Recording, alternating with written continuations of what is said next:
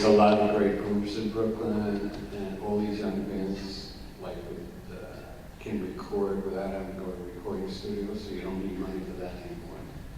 So that's something where they have a real advantage. There's no more them. What do you mean? Well, the stupid ones. They. You know, if you want to have a live drummer, you need a studio. That's the problem. You know, it's a whole different world if you have make-believe drums. But if you want to have a real drummer, that's going to drown out everything else and get you thrown out. Some things never change. But they're out there. I mean, you know, there are these groups all over the place. You know, but is it intersecting with everything else? I don't know, because I'm not part of that. The question here maybe goes to that point.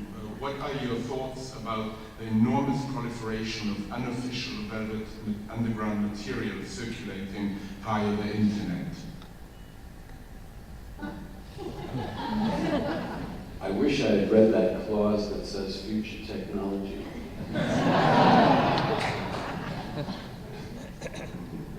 Or the one that says, you know, for rights in the whole known universe. I've seen that on a couple of contracts, yeah.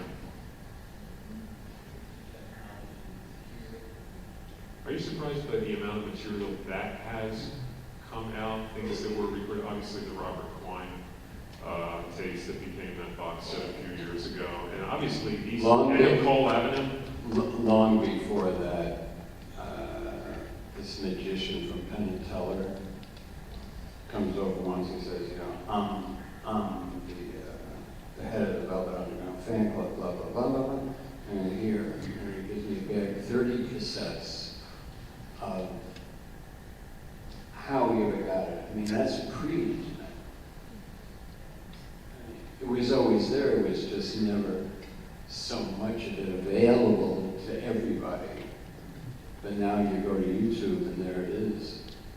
Were you surprised even then that the band was documented as thoroughly by unofficial, by just fans, you know, guys with tape recorders going, or club owners just running the reels? Never understood it, not for a second. But has it helped and increased the legacy in any way? Does it matter in addition to the 4 records? I'm just a songwriter.